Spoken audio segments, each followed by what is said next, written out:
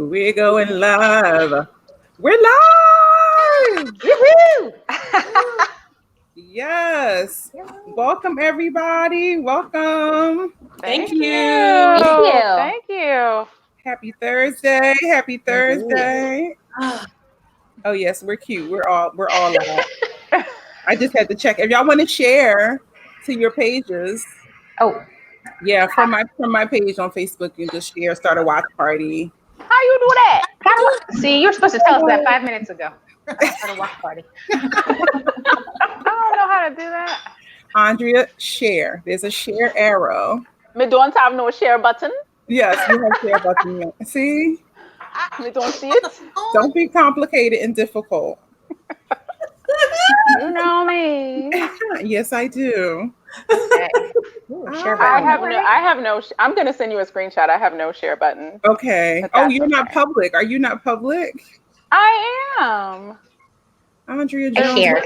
always I you. do, because I'm here, Andrea. Can somebody share it to her? Lord have I mercy. just shared. Okay. I'm taking a screenshot so because I know y'all don't believe me. Y'all always think I'm crazy. I don't believe you. I never. Hi, Damien Sneed. Hey, Damien. Hi, Damien. I watched your show. Frederick Oh. Matthews.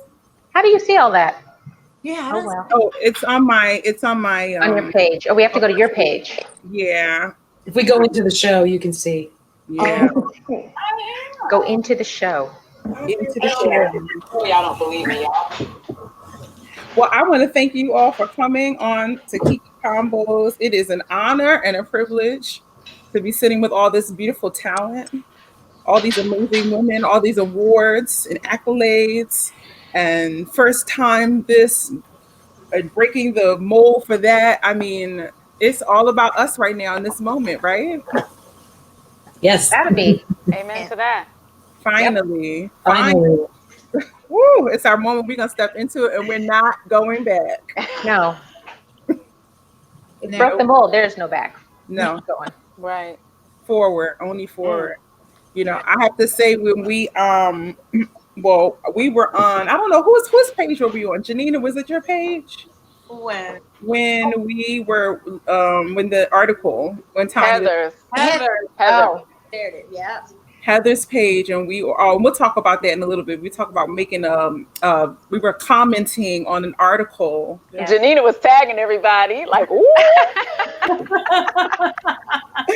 Janinah was tagging everybody, and it was during was it right after the Floyd? Oh, it was in July. July. I'm not sure because I posted a couple articles and I had this is Tanya Pinkins we're talking about, the illustrious Tanya Pinkins, and she is very outspoken and a leader in the industry and just forging forward. So I had shared a couple articles and that's where this conversation kind of came out.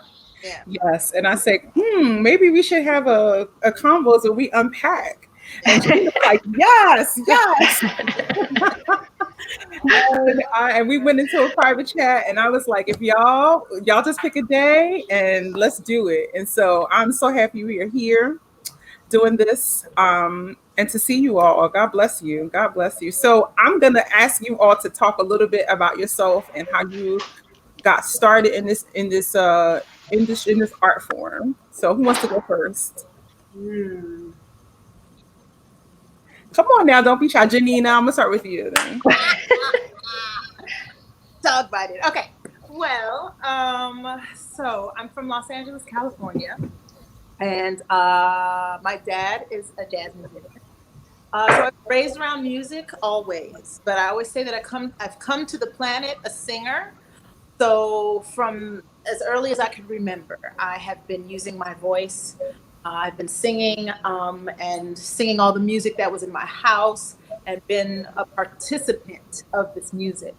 Fast forward, I went to Performing Arts High School, but it was always my dream to go to Spelman College and just, and to sing there. So I followed those faithful footsteps and I went to Spelman, and it was there. Up until I got to Spelman, I was going to be a jazz singer. It was my intention to use my voice. Well, actually, it was my intention to do everything with my voice. I always wanted to be able to do everything with my voice.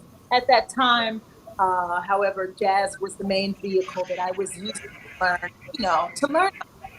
However, when I got to Spelman, that's where I began to really dig in and study vocal technique and classical music, and I was truly inspired by my peers, my sister friends that could sing classically, and I hadn't seen people who looked like me who could sing so proficiently and so wonderfully.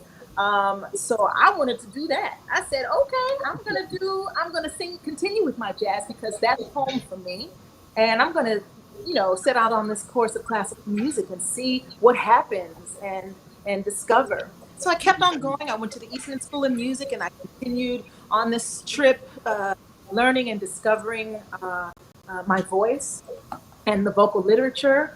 And then from Eastman, just directly after Eastman, when I was in my second year of my master's, they had opened the auditions for La Boheme on Broadway.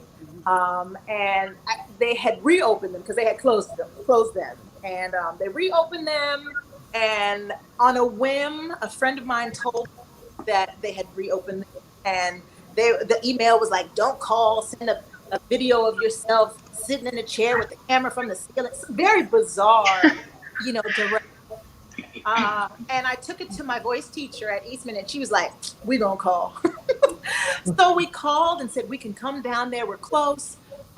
So long story short, I auditioned, and I ended up landing a part, landing Mimi in La Boheme, one of the Mimis in La Boheme Broadway. And that's where I met the lovely Miss Patricia Phillips, who taught me so much about Broadway and about that world, because I was completely green. I was 23 years old and I didn't know anything. And she held my hand and let me know, what you do. It told me about Phantom, told me how to sustain yourself as an artist in this realm, in this Broadway world. So then after that, I decided my voice was growing and I wanted to continue along that growth path. So I decided to go on into opera, which is where I, learned, which is what I learned in school and whatnot. But I was like, I really can do this. I'm really going to do this, and I'm going after it, Mm-hmm. So I forged a path through opera, which is where I met you, Karen. And I was fortunate enough to have sung at Met, and sung it in Rome and Paris and many, many, many places. And here we are now, where I'm back on Broadway with Patricia and Heather. Heather, actually, we met also when we were doing opera. And then now I'm back to Broadway. But one of the things that I must say that I have discovered on this path is that once you can sing and you've developed your voice, and once you're clear about what that voice is and what it is you want to say, then you can say anything. And that's my testimony.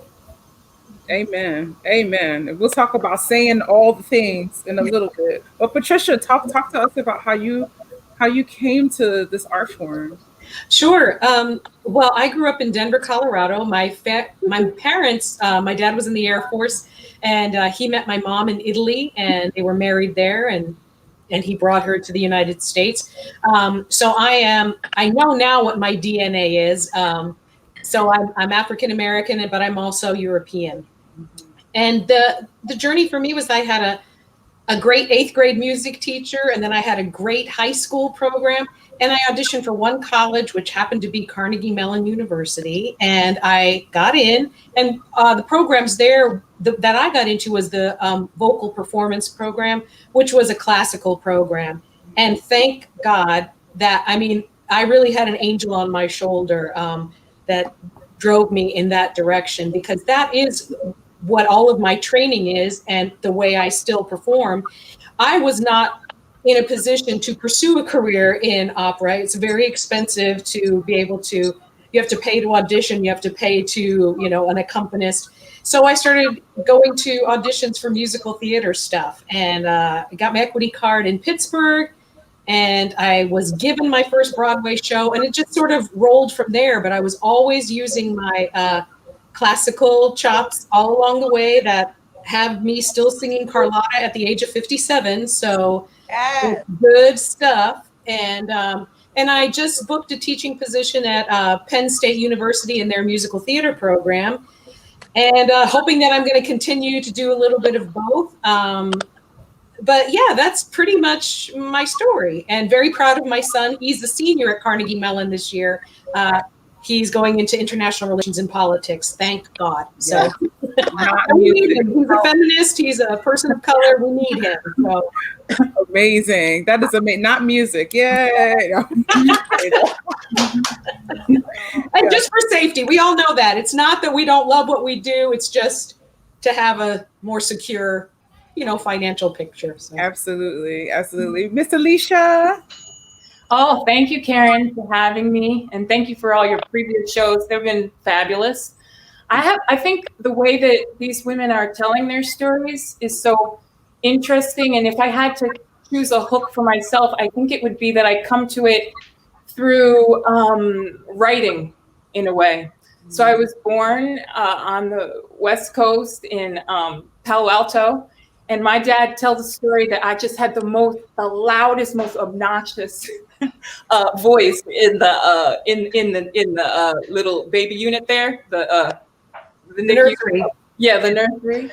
And then I used to also sing, like, with the little cords dangling in the house, like microphone. And so that's kind of key for me. That's a microphone and the idea, like, I'm going to make a show wherever I am. And that's kind of stuck with me. On my mother's side, Hall Johnson is her great uncle. So her great uncle. He's my great great uncle. So I grew up with, like, these old newspaper clippings, stories about Marian Anderson, but more like these were our heroes. So even equal to a Martin Luther King kind of mythology in a house when you're growing up, who do you look up to? Mm-hmm. I'm looking up to Marian Anderson and Hall Johnson. And I met Jester Hairston in California. Yes. He's very good friends with my grandma. And so sifting through these things, hearing these voices, these back vowels, these deeper, like the pharyngeal quality of the way that he formed and shaped his chorale, the silkiness, the smoothness, but the intensity and the deep musicianship and self-sacrifice. So I've written about Janinah. When I was at Amsterdam News, I remember writing about you. I think Harlem, was it? Oh, I don't want to conflate beautiful opera companies in Harlem, so I won't say which one. But you were doing this incredible color tour. It's like mind blowing. And I've written about Andrea also, a long time ago. Before I met her, I was writing about her. And so I think for me, I went to Barnard College because that's where writers came from, and they had a small music department. So to get music, I had to go over to Columbia, and they were doing composition. So I just started writing songs, musicology, anthropology, because that's what they had. And then my final semester at Barnard, I walking down, so the Barnard is on 116th Street, and I'm walking to the subway at 125th, and I'm hearing, it was like French horn tuba coming out of the windows of Manhattan School of Music. And I was like, some girls maybe ask their parents for, I don't know, help me buy this car, help me rent an apartment, help me pay for a wedding or something. And I just remember going to my parents and I was like, look, I know I went to 4 years of other school, but bear with me. If I can get into Manhattan School of Music, you'll be done of me. Now that's a lie. They're not done of me, but it changed my life. I met Jason there, and that opened up other ways of thinking about music. And I got to Broadway, which I don't really call myself a Broadway singer, though I have been there and, left skin there basically. But I like literally, but I, and Preet got so much out of it, life-changing. But I got there because I was singing this arrangements of Motown that I had made. in a bar in Boston. The bar is a beautiful jazz club also, in the hotel next to the ART, the American Repertory Theater. And I'm singing in there my Motown mixed with Carmen and Purcell and Mozart and stuff. And then the executive from director of the ART comes in at the end. And she's like, well, what is all this? And I was like, well, I'm Alicia, and this is what this is. And then next thing I knew, I sent to audition for the Broadway Porgy and Bess, and I got it. And I remember telling them, I can't audition for this. One, I'm not Bess, and two, I'm not like in an opera. I don't really sing opera, and I just don't know if you're calling the right person. And they were like, no. We want you. That's what we're looking for. So I think like I kind of have come backwards into so many things, everything I can think of. My next door neighbor is Shirley Verrett. Not next door apartment, next building. And my mom and her are on the playground with their daughters talking. And my mother comes to edit her autobiography. It's like all these times, and then she agrees to teach me. And her coach, Warren Wilson, is Boys Choir of Harlem. And he's like, yeah, I'll show you some spirituals.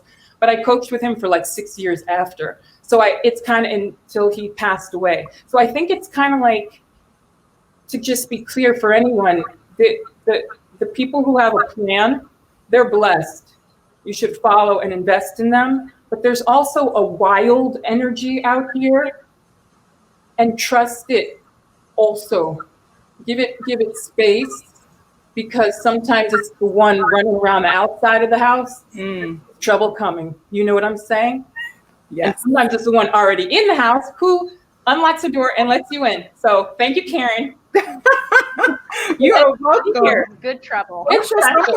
And you're special, and you're great. And I know Karen because she was a star of Chautauqua when I was there that summer. Like, you were Leontine Price, and I was like a reporter. I don't know. That's how it felt. But I learned so much. Do you know, I was writing about you as a student in my mind. It's like sometimes even just being the least in a group of great people, you are creating a reservoir. It's deep. And then I can go to a dinner party and talk about your greatness. You know, it's not like we have to be here. It's like we're here, right? Yes. I just appreciate all you guys. Well, oh, wow. I know. I each of you, I know, my phone is acting crazy. I don't know what is happening. Get out of here, Roland Martin. Sorry. I was watching YouTube before this. Roland Martin is get out of here, Roland. Anyway, thank you. And I do remember you and Andrea, of course, from Chautauqua, but I think you're amazing. And your husband is amazing, Jason, who's an amazing jazz artist. And I hope we work together and all that good stuff and all that great stuff. Anyway, Heather, talk to us. Hey, I love this. Alicia, so many. Okay. I appreciate that wild energy because my path is also kind of circular. I'm also from Colorado. Woohoo! It's rare to have like two on a screen of 6 and both of us from Colorado. Amazing.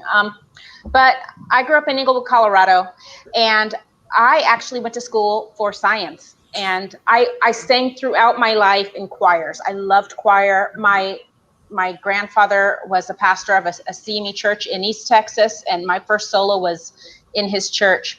And I would spend all my summers there in East Texas. But growing up, really, I loved choir, and it was amazing. And I always thought I would sing, but when it came time to choose a direction, I was encouraged to go a pragmatic path, and I loved science. I've always been very curious. I love travel. I love things that are about the earth. So I ended up going to Clark Atlanta University in Atlanta, Georgia. Yeah, hey, you see? And I studied biology. And so I was either in the lab working on whatever was going on with the science world, or I was in the choir room with the Philharmonic Society. And that was, my time was divided. That was what I did for my undergrad. But I did graduate with a degree in in biology.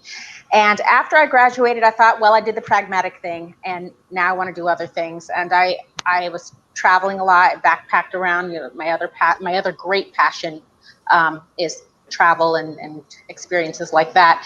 And I saw a poster that Disney was auditioning, and I thought, where are they auditioning? They were auditioning in New York. And I'm like, I could go see a musical, because I was working for an airline, so I could fly for free and stay for cheap. And it would be like having a fame experience, you know, where you have that audition. So my best friend was a model, and she had her photographer friend take a picture of me. I grabbed that picture.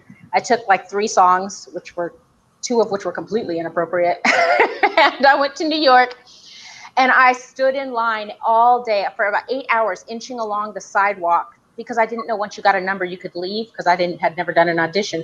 And I would just inch one step at a time. And I ended up singing for Walt Disney World, and they called me about 2 months later and asked me to come and sing in an a cappella group called Voices of Liberty in Epcot, which is a wonderful group. It's like the tight harmonies, really great musicians, most who have a jazz, a barbershop, or a classical background.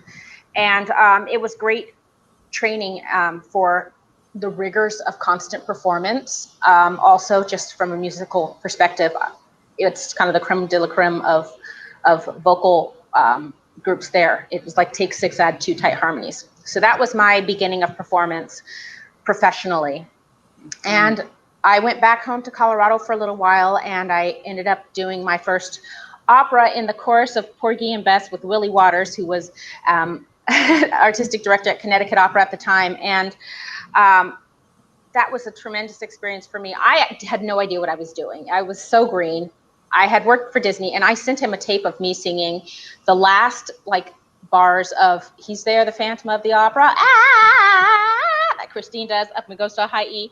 I sent something else that was total musical theater. It was ridiculous. I sent him a tape. And then I called him up, and I was like, hi, Mr. Waters, did you get my tape? He's like, yes, I did. And I'm like, I would like to be in your show. They had been rehearsing already. And he's like, I think we're covered. I'm like, but I can sing Summertime. He's like, maybe you can do the chorus sometime. Try the chorus. I said, okay. Then I called up the chorus master, and I said, hi, I'd like to know where the chorus is rehearsing. And he said, we've been rehearsing for a month now. We're not bringing in new people. I'm like, well, Maestro Waters said I should give you a call. Oh, he did. All right. When he gave me the address, he said, we'll be there.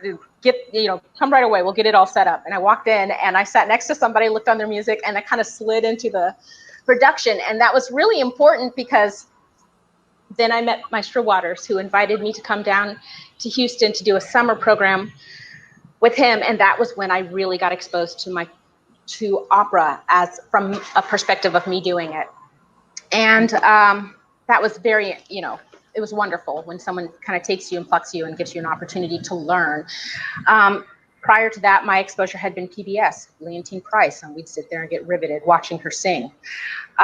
So anyway, after that, I thought I need to go to New York. I still love musicals, because that was my first, intro.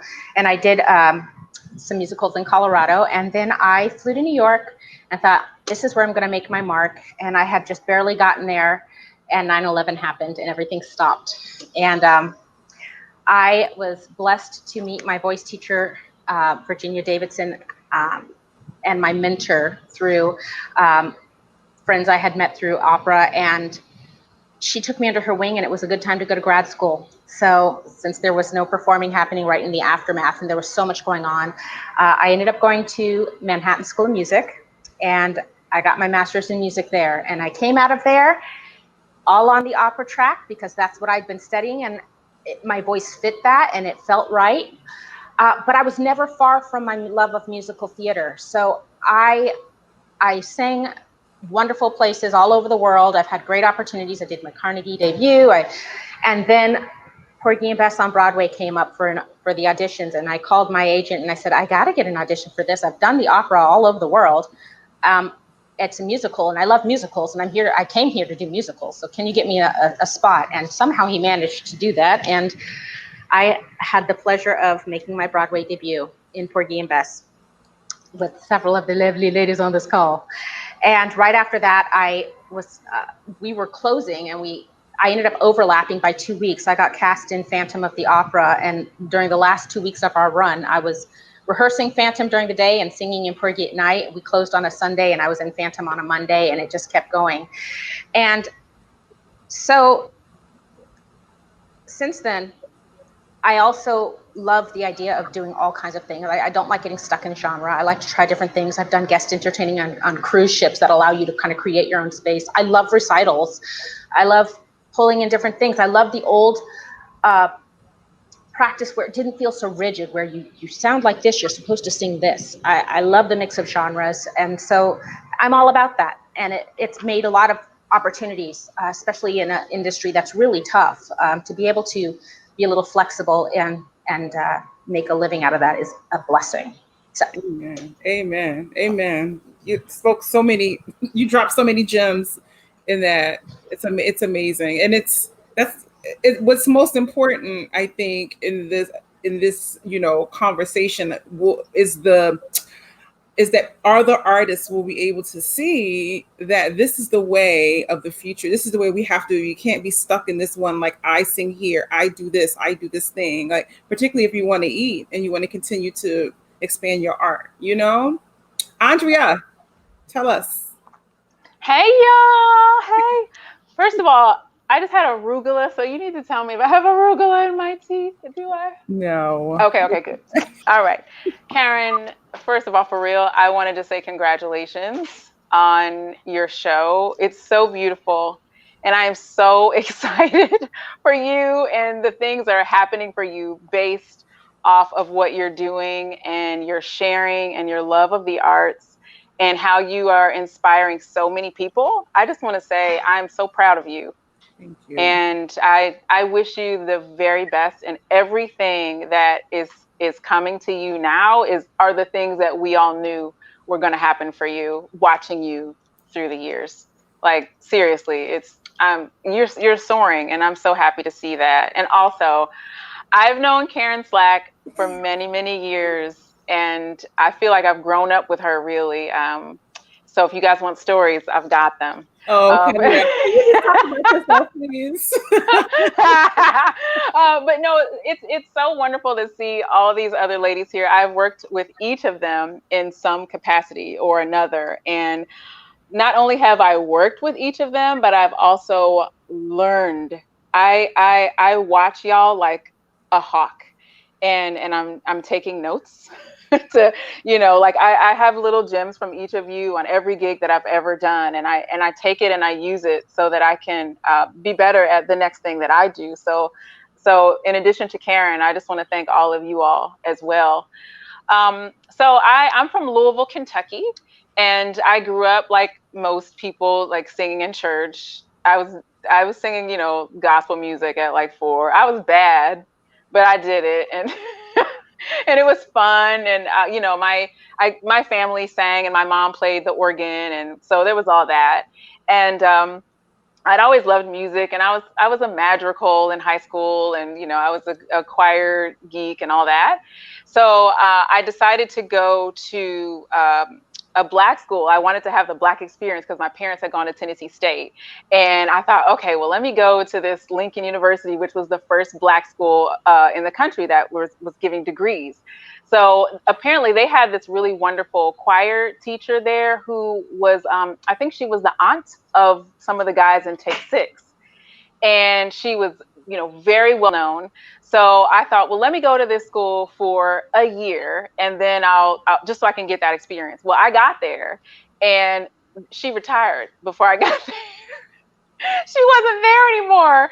And the person who was teaching the choir was like the flute teacher or something random.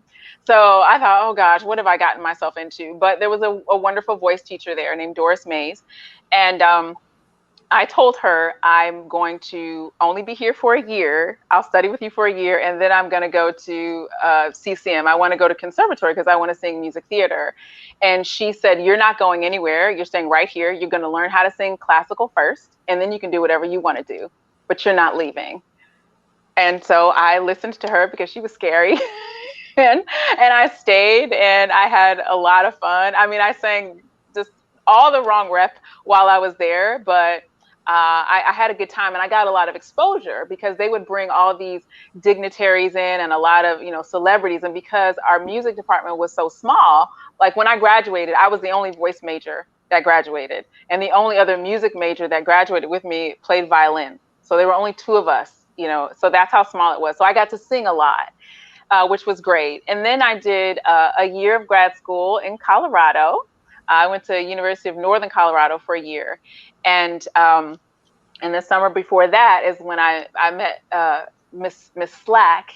And I thought, golly, like, I want to be like her.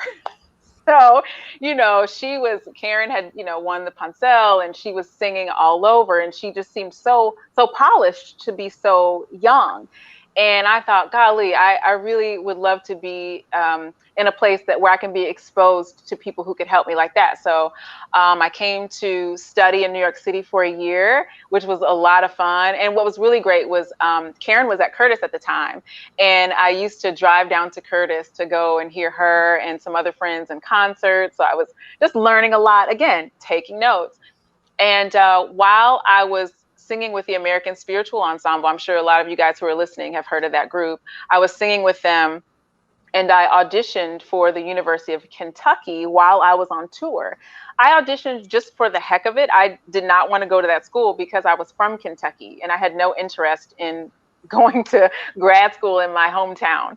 But I did it anyway, and because I was African American, there was some kind of scholarship they had where you could go to school for free if you were from Kentucky and you were African American, because there were hardly any Black people there at the time in that department.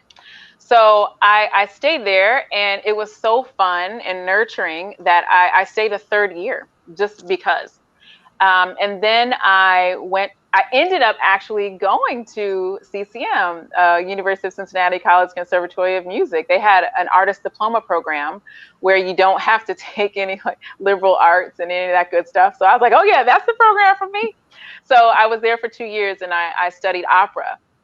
But while I was there, because I wasn't taking any of the other liberal arts classes or even like music theory or music history, I didn't have to take any of that. I had time to take acting classes with the theater department.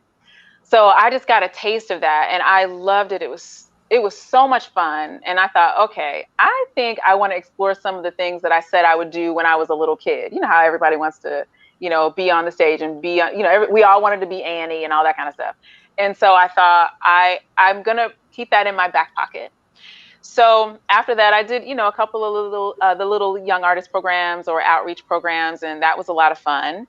And I ended up coming back out to the East Coast, and I did a show called Three Mo Divas, which Janinah did. I think Janinah, I think you switched and went to you did the spiritual ensemble tour that year, and I went into, you did spiritual ensemble and I did divas. I think that's, we switched. Something was going on where we both were in one place, and then we kind of were ships in the night, I think.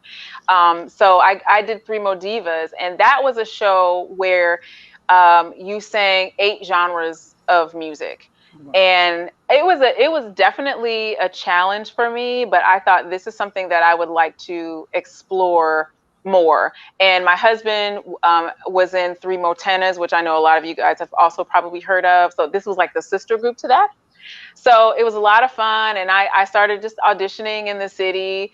I did not know what I was doing. I just kind of would show up and just sing anything, and I would never really hear back from anybody.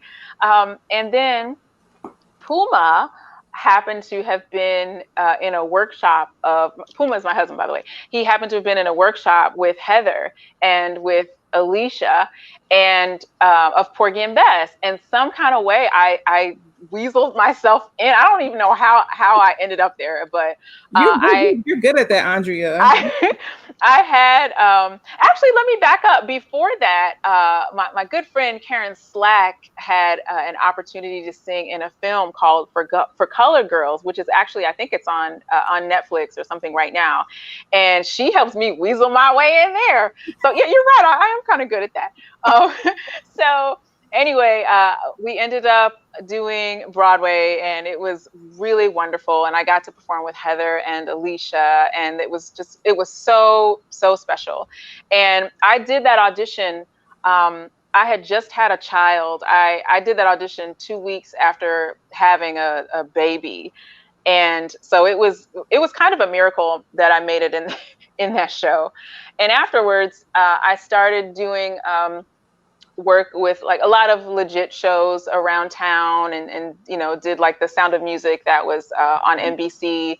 And I felt a little bit more at home singing some of this legit music than any of the big belting stuff at the time. So I've kind of made a career doing that, and doing some television, and I'm really having a good time still exploring, still figuring things out. I can't say that I've etched everything in stone, but I will say this.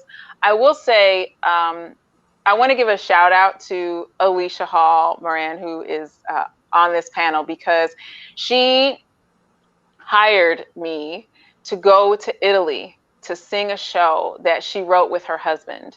And I was there for 4 or 5 weeks. It was the time of my life, because it was the Venice Biennale. And it was basically it was an art festival. And the piece that she wrote was actually a piece of art. I can't explain it any further than that. She literally sent me on a plane not knowing what this was. I had a meeting. I flew in, I think maybe from Africa or something, or I was doing something crazy and went to her house like the next day. And she and her husband gave me and my husband music, and they were like, sing it however you want to. And this is a book. There's no music really. There's a tape. It's going to play. And if you want to, you can do cartwheels. You can do somersaults. You can, pull your dress up and flash everybody. You can do whatever you want to do when you sing. And sure enough, I did everything she told me to do and more. And it was, the reason why I'm talking about that experience is because after we would get done singing every day, because it was like a 42-minute show, we could walk the grounds. And we could see all of the art installations. Mm-hmm. And my eyes were just opened really to what is art. Mm-hmm. And it's so much more than we think it is. We try to define it to be a thing, but it's not a thing. It's so amorphic. And once I opened my eyes to that, I realized that what Alicia gave me was a gift.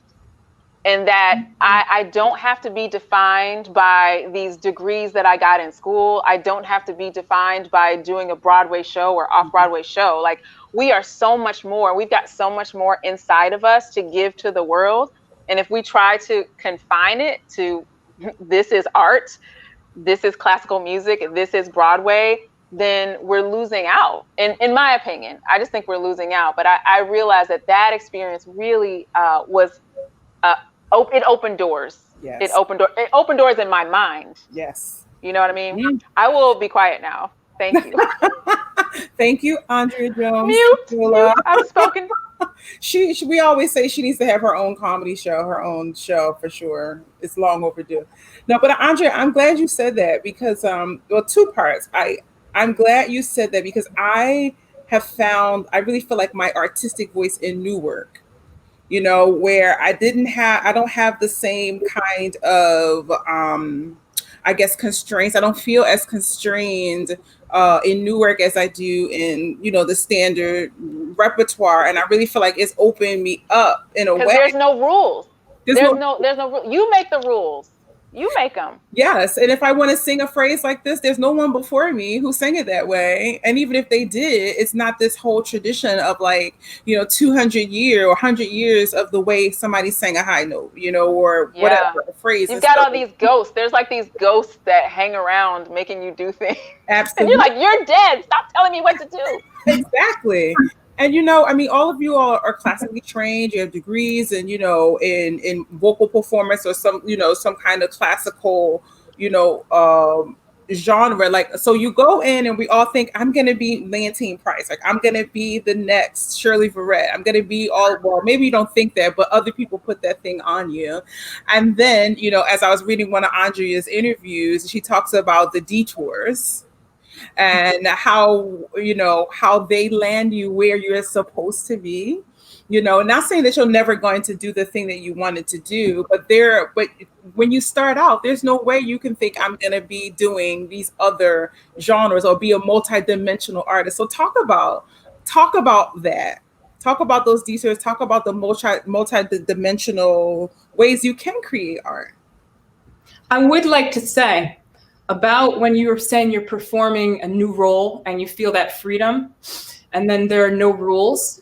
I think what I found, especially working crossways with Jason or crossways with a rock and roll artist or crossways with another type of musician, it's actually that you get more access to more of the rules. So we have a rule, church, if it doesn't feel good, is not good music. That's not the case everywhere. How about I have to have an impulse before I have a proper inhale, and then I onset, and then it comes out in a stream of something already working in my mind? That's not everybody's rule. So you can spend lots of money on tickets where people are neither having a thought before, their thought.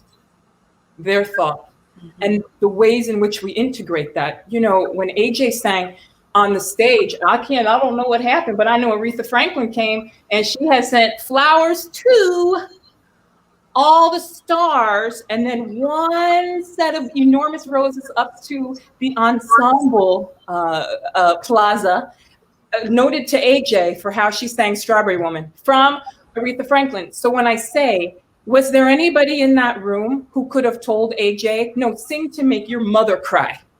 Is that a rule? That's a rule. But that's not something somebody just anywhere can tell you. So when you have new work, something I love is that when they ask you, well, what would you like to do with it? You get this permission to say, well, I'm gonna make my mother cry. And I'm going to have a thought from my purview, my audience, that I'm going to bring to it when I serve it. And I'm going to put it on a thread, but it doesn't have to be this silken white Viennese lace. There's a lot of thread. Around the world, they got thread. I'm going to do my Chinese silk. I'm going to do my African lace. I'm going to bring something to it that makes my bones shake first, before an audience hears it. What's been done to me? So I think that when people get that opportunity to sing new work, they can bring those things to their Mozart because they've actually experienced it. And I'm sorry, Mozart has been dead so long that nobody making Mozart or their parents has any permission from Mozart to do anything they're doing. All of this is post his death. Mozart has written, no, please, will you do my, no, he's completely unaware of what people have been doing with his work for 200 years. So we have to make sure that we are like in a blood oath with something, the teacher from the teacher from the teacher, the book from the book from the book from the book.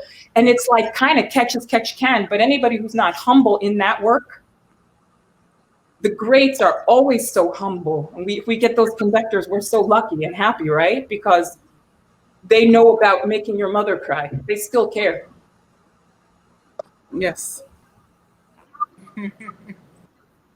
Yeah, one of the things I feel about the rules is there can be freedom within the rules. And I feel like one of the experiences, one of the joys of being a musician is that we can take a piece of music that is laden with rules and we can make it come to life. That's our job, you know? And sure, they may have written notes and Puccini may have said, I want you to, you know, diminuendo and crescendo here, things. But once they come into my body, then I have the choice to deliver them in the way that I can. And I feel like that's some liberating stuff right there, you know, and that I think really keeps me, you know, and allows me to sail within different realms of living my life and within living it through the music. You know, I had a colleague say to me, we had been given some instructions from the maestro, you know, it was like, don't do it like this. you do this much more do it faster. It was something where I had to sing like a high A or something like that. And one of my colleagues was like, oh, that should be, he thought that it would be difficult to find how to do that. And I said, there is always room. There is always room, regardless of the tempo that you take that is too fast or ridiculous or whatever. It's my job to find the room to express what is on that page, to tell that story. Yes. So I'm here. I love to talk about these kinds of things, because on the one hand, they can be restrictive. There's restriction, we can feel that. But on the other hand, there's a lot of liberation and freedom, on those pages. And that's those people that we love. They have found the freedom. They have discovered the freedom, through the form, Mm-hmm. Amen. Yes. I love that. All of that. I'm all for that. And I also love, because I believe in, for my life, I love to do different genres. I like to do different things. And I think about Patricia, because when I got to Phantom, I don't think there was anybody between you and me. Patricia was the first Black Carlotta that graced that stage. And she broke that mold. And it shouldn't necessarily have taken as long as it did, but I'm glad to see that in the last years, that since I came in, they seem to be working towards opening up avenues of allowing things to be on their stage that they understand a little bit more. We were kind of pushing that envelope. And even if we're doing these roles, like that is a show that is very strict and very specific. We bring ourselves to it as actors. We have to create space and create room with whatever we're doing. And so from the musical perspective, I also love the fact that one of the things I love about having done Porgy and Bess on Broadway was because, and I love the glorious music of the operatic original Porgy and Bess, but it was a chance, especially working with Norm Lewis and Audra McDonald. They don't walk into a space if they're not digging into the bottom of that character and what it feels like. And the priority was to tell the story no matter what. And I tell Alicia, because she went on to do a million Besses in that particular production, that I loved watching what she did as well, because it was like rice paper, you get a little bit wet, you start to see right through it, and there's just a bare barrier right there. When you have the emotion that meets the music, and it flows through like rice paper, and as an actor, that's where you make the people cry. That's where you make them understand what the story is about, how the emotion that flows through that story. And for me, that was a learning experience for that. So when I have an opportunity to do art songs or to do original works, I've had the privilege of premiering many original works at this point, and being able to tell a new story and express something from what comes from within me. It is such a gift, and I just love that. I'm so blessed, and to be working with all of you ladies, and to be working with the people that I'm going to be working with, and being inspired constantly for new ideas. It's incredible. And I'll say one more thing, and then be quiet. And it's about Alicia, because she's the queen of mixing medium. Like whatever the art is, whatever it is, you mix it together and you find a way to tell a story together, or to use each other to tell the story. And that has very much inspired the work that I'm in the process of doing right now with different agencies. And I love that. So I just want to encourage anybody who's watching this, whatever you feel your passion is, what is your thing that you think you do? You do the best gospel run, go for it. That's great. Just don't get locked in. You do the best high cue that you're singing. Awesome. You sing the most incredible legato. Alicia, can you tell people about what Heather's talking about? Like the Mozart, the video Or the that Whitney, you put out. or I think any people of should those see that. Last month, the thing that you did with the Carmen and the Mozart, you did a little like 20-minute video. Can you? I'm is gonna there, I don't know, a link or something? It was because so I was gonna go. So I was gonna go to the Holland Festival, and I was very excited about it, because as a woman and married to somebody who is such a powerful musician and independent producer, but also institutionally based and produces through institutions and does so many things, it's like lifting 25 mountains to make a statement where somebody doesn't point to it and think your husband did it for you or arranged it for you, or no, that is him playing piano on the thing, or he wrote that, or oh, you wrote the words right, but you didn't write or he did the chords and you, no. Get a divorce. Just divorce him, okay? Just divorce him. I'm kidding. I thought about that. I was like, posthumous. Kidding. I must just embrace it because I can't get away from the gifts he's given me of openness, and he can't get away from mine. So, but all that, I got this gig at the Holland Festival, organically coming from a time I had been to the Holland Festival before with another group. And then through Bill T. Jones, who was curating it this summer. That whole thing in the live version got canceled because, of course, it's straight in the middle of the pandemic, like so many of our most things we were looking forward to. And I called them and I said, it's not looking good in New York. I don't even think there's any way your festival, I don't know what's going to happen, but I have to get this out of me. Can you give me my fee, basically, what you were going to pay for hotel, airfare, my fees for my musicians? Can you give that to me and let me make something? Because I want to be clear, these things aren't cheap. I make jokes about making things in my bathroom all the time because I make things in my bathroom all the time.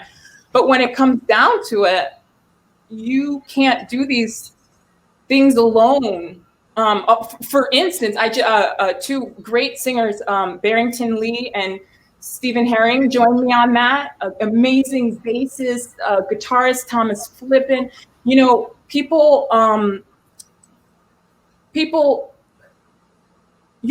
Look, when you determine to pay people and pay them as well as you possibly can, you set yourself up in the eyes of the producer above you. So I had this budget and I said, give it to me. I'm going to pay everybody what they would have gotten if they got on a plane. It's important. Like, we don't know what's going on in the world. You've raised the money already. If you have it, can you give it to us? These Holland Festival people deserve 50 gold medals. Also National Sawdust. I had the same exact treatment from them. We've been paid for these things that we've done. And I can't stress enough how important it is for anybody with that kind of, like, you're on a board. Next time you board me, be like, who did we pay? For how long and how much? Because we want to work. And if the money's been raised, a little bit of transparency when you have it is helpful. It's also helpful to know if your engagement was coming in through only ticket sales, which means your gig's canceled, they have no money to pay you. But that's just putting on my big girl pants and learning how your deals are arranged. And when you've made them all, you know what they are. So I made that, and I'm getting it re-edited because I had some, I gave them the wrong sheet and some of those composer names were misspelled. So getting a little technical on that, and adding a few credits for an artwork that was that I had left out because it's a painting of my parents and I wanted to get that right. So I will put it out. And I think there are a lot of things that I do that take too long to explain, but I just think it's important.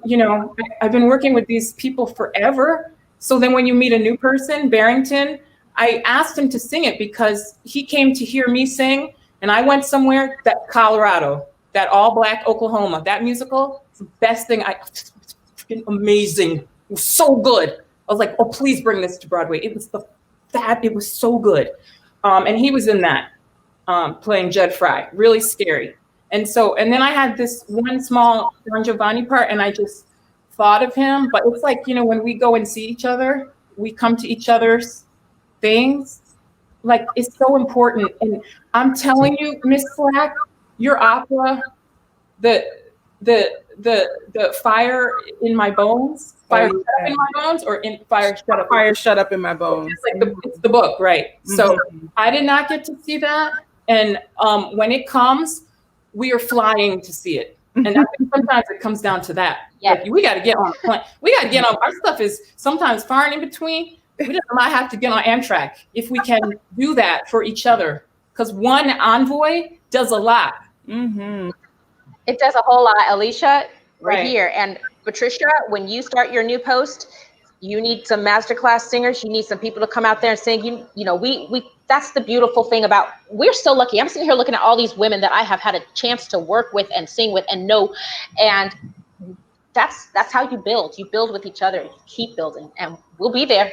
Yes, absolutely. It's more than 60. It's less than 6 degrees. It's 2 degrees of separation. But Patricia, talk about what we were just talking about.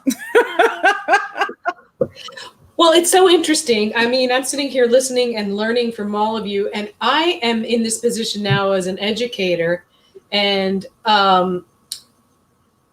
we started this whole conversation with the piece that was written by Tanya Pinkins? What is her name? Tanya Pinkins. That's how this entire thing got started. And so I'm finding myself in this place where I'm educating people who are 18 and 19 and 20 years old. And I have been teaching at a school in Jersey City for 10 years. And what that meant for me, and this is in terms of casting, this is what I'm getting at. What that meant for me is that 90% of the kids there were brown or black. So that meant there was no way the only music they could sing would be for roles that were written for brown and black people. So I came out of the gate, because that's always what I did with, you guys are going to sing everything. You're going to just sing everything. I'm not putting you into a box. And we're going to wait. That if that comes down the road, that's fine. But right now you're getting a degree in musical theater. And so you're going to learn the canon as much as you can. But now we're facing this, what's going on in New York and on the Broadway stage and in the world, where we are really facing how racism has continued to raise its head. And so I am in this very precarious position of saying, yes, come on board. I don't care that you're brown. You're going to sing Elle in Legally Blonde.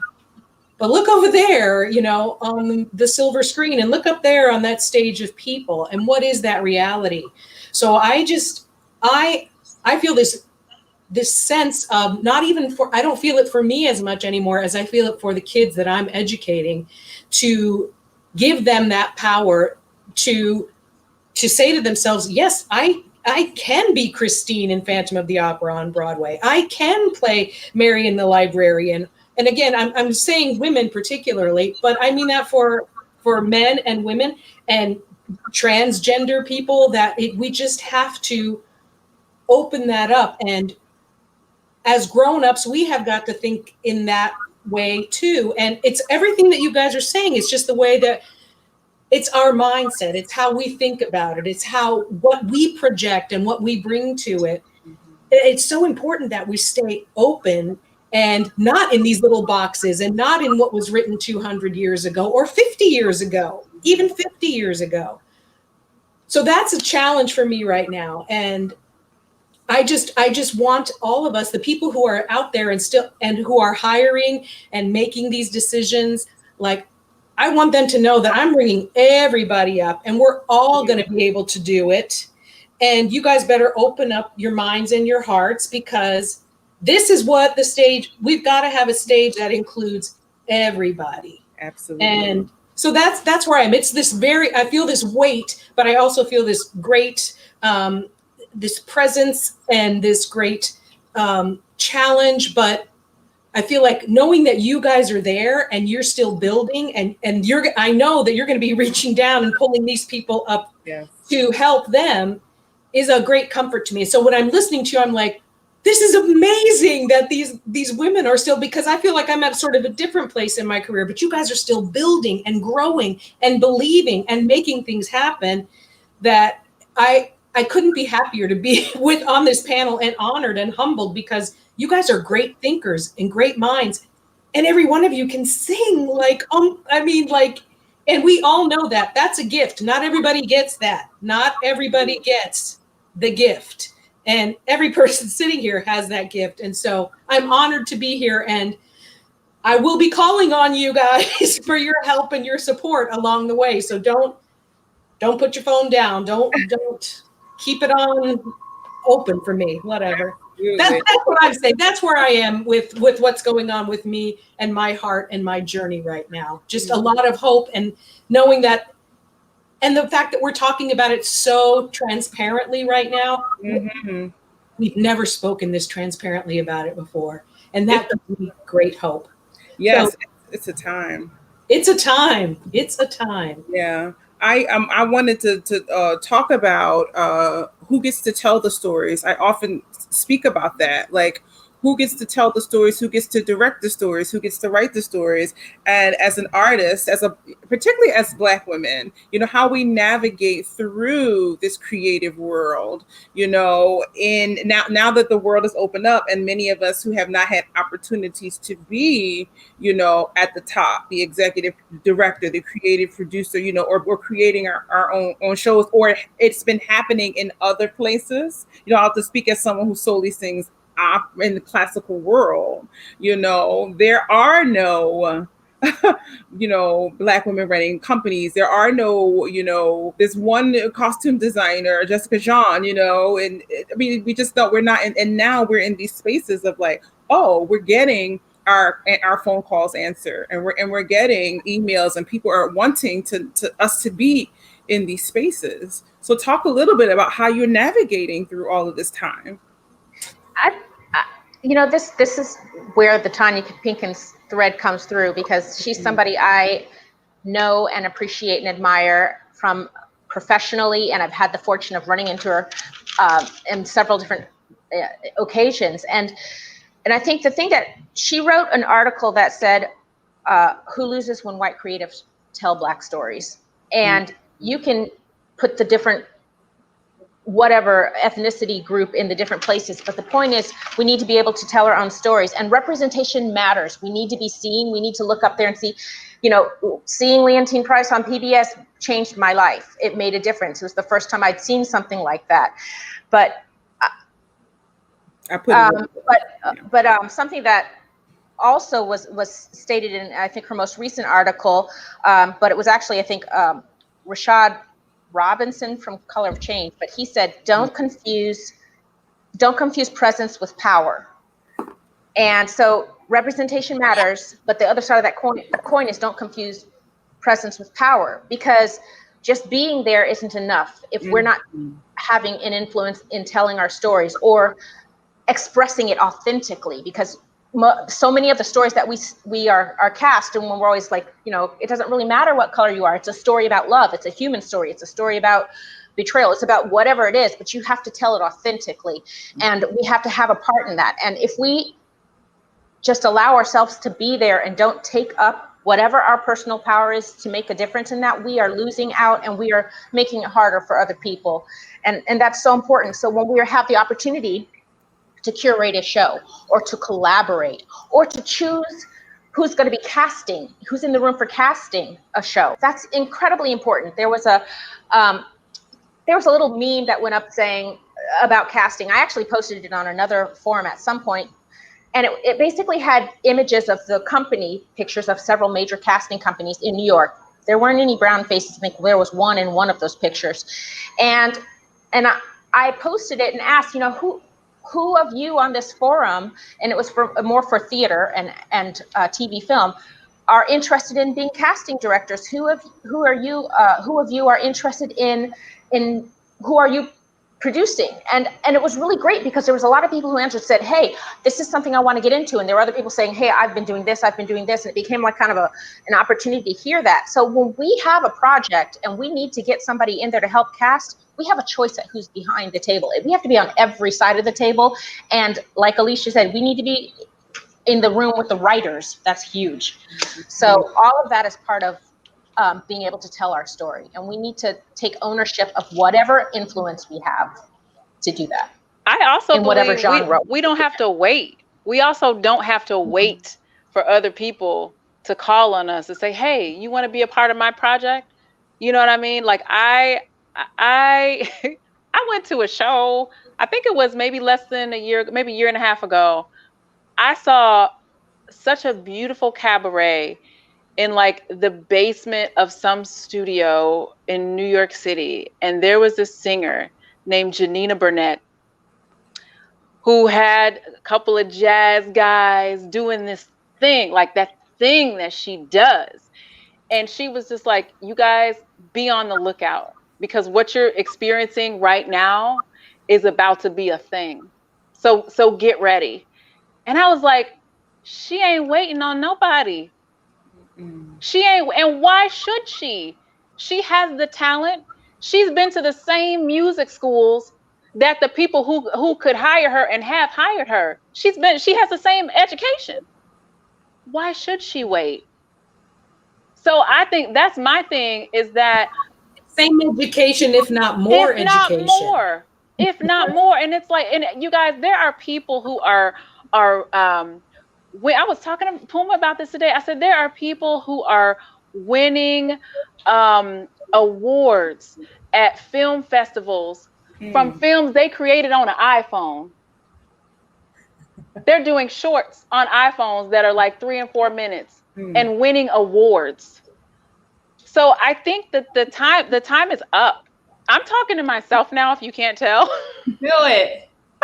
I mean, just in general, like the time is up for us to wait. I'm literally looking at 5 amazingly talented and smart people. Like there's no reason why we can't start collaborating with each other, and we don't have to wait for like the big guy to call us and say, I want to give you this opportunity to be on this project that we have, and we would like for you to be our person of diversity on our creative team.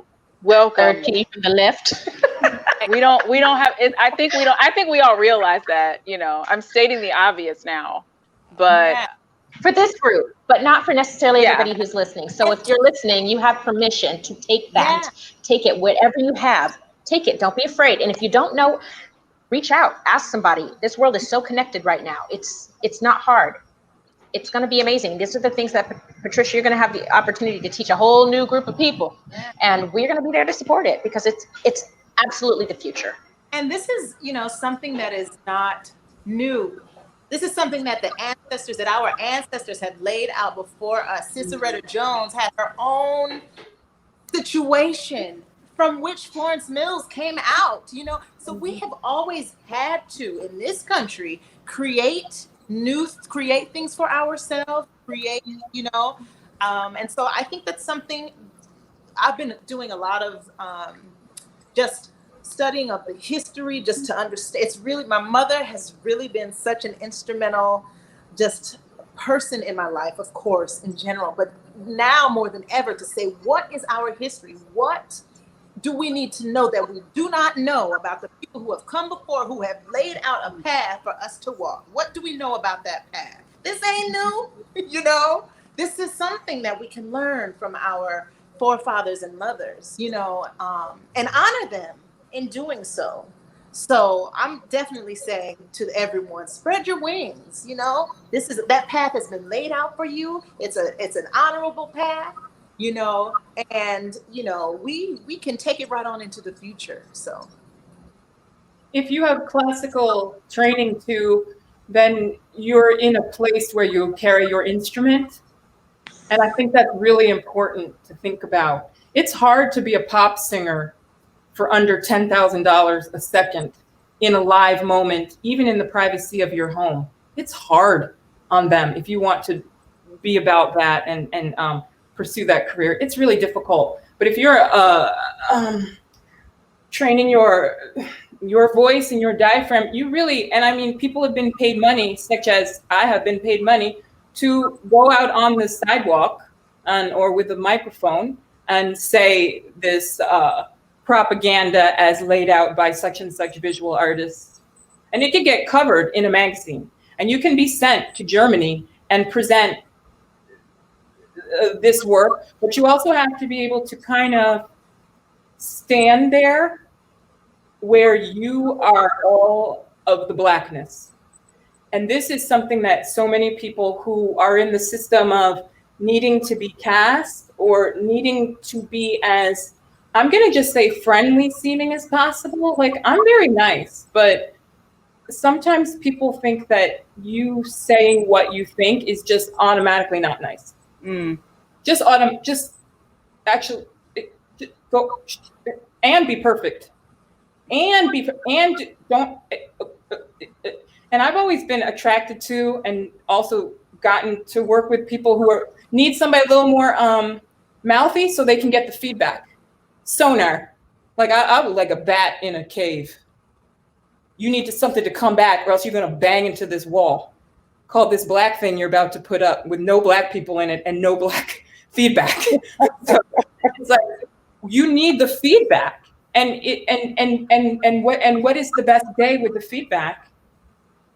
If I'm talking to my child, it's great. I give him a popsicle, he's happy, we walk into the sunset, it's great. But that's not your son. Your son is the one who hurts himself, doesn't want to cry,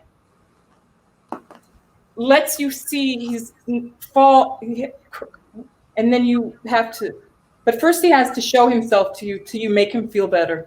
That's a mama. That's what I love in my kids. It's these hard days. So I like looking for people who are tough, and who know what they like who would just say, "Oh, Karen, yes, just give it to me. Just give it to me. I know what I need," and don't have to check with 12 people. Yes. So not what do I know, what do you know, and how much do you trust? I've been very blessed to work with people who trust what they know, and when they're not sure. I saw Sherry Jones on BroadwayWorld.com thing online yesterday. So I heard her phrase, "in doubt." Like, yeah, I have doubt. That's the highest form. That's who you always want to work with. Questions. They leave you out the door with questions. Don't give me answers, antebellum answers. I don't want those. We've already got rid of those. To ask me a question. I'll tell you about my grandmother. Yes. And bring that. And everybody wants that, whether they say they don't or not, but listen to the music. However it's cast. I can hear the jazz in it. I hear the tin pan. I hear the early R&B. I hear the early rock and roll. So you can give it to any child. But I know where you got that from. I wanted to talk about what Tanya writes, and it really stuck out with me, was the performative activism. And she writes a part of the article. It says, so the performative activism of professed apology and righteous condemnation by white and black theater makers, respectively, while poetic and forceful, land on her as sound and fury signifying nothing. So how do we navigate through this world of all of this noise and not make it that some of us are thinking, oh my God, is it going to be nothing? Is nothing going to happen? Is progress going to stop? Like, what does that mean to you guys? I just did it. Yeah. I think first of all, it is about learning. You need to know yourself. You need to learn yourself. You need to learn what you are about, and it takes courage. It takes courage, and it's important. It's so important. And some courage comes, early. Some courage comes later. But wherever you are in that journey, you have to be willing to step into the space. So how do we help? How do we help these organizations, the art forms, move forward? What are we expecting from them? What are we asking of them?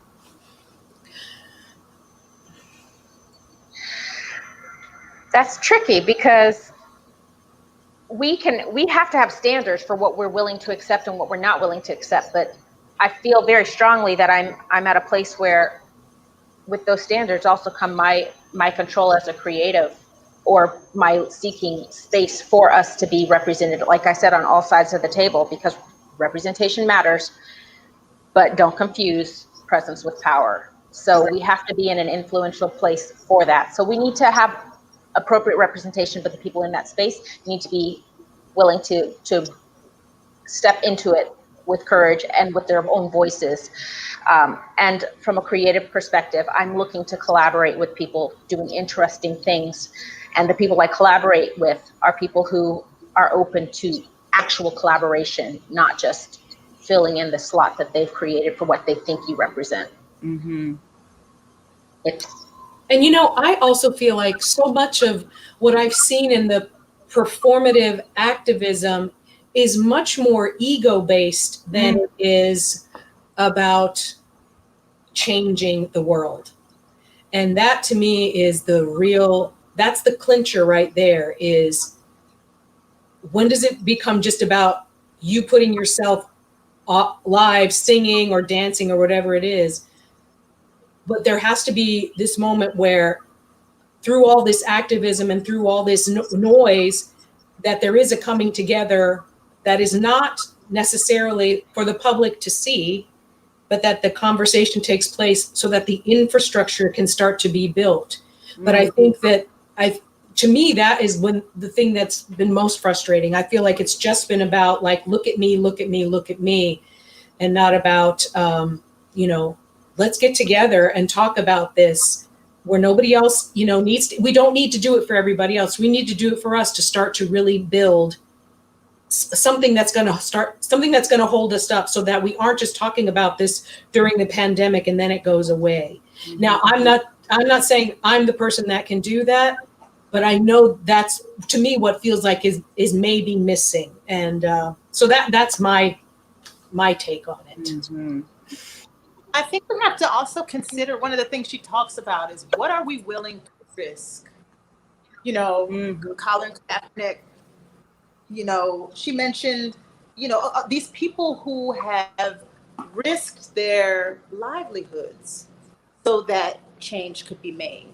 And she specifically calls out the people who are doing this performative activism, saying, you guys with all of these awards and stuff, when you saw things were going awry, how did you stand up and say, this isn't right, I'm not putting on the do-rag today, or whatever it is, you know what I'm saying? Like, so what are we willing to risk?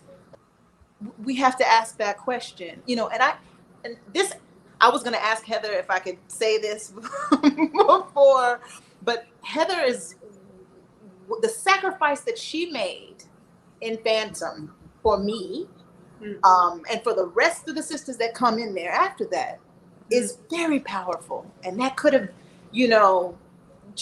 changed. It was, I'm sure it was pretty scary, but she did it, and those are the kinds of sacrifices I think we have to be willing to make. Risky sacrifices to say, I'm not doing that. Or, we wouldn't show up to the funeral with rags on. Or we would, certain things that we talk about behind closed doors need to be brought to their attention. And this is what she's saying in this article. Mm-hmm. She's saying that the sacrifice she made, she said, I'm not putting my hand on the Bible because, in the tradition of African-American spirituality, we're not going to lie. And so she's talking about the different sacrifices that she was willing to make. Mm-hmm. Now, when we bring these kinds of things up, it's tricky. And then she says, we have to decide what we want. Do we want fame?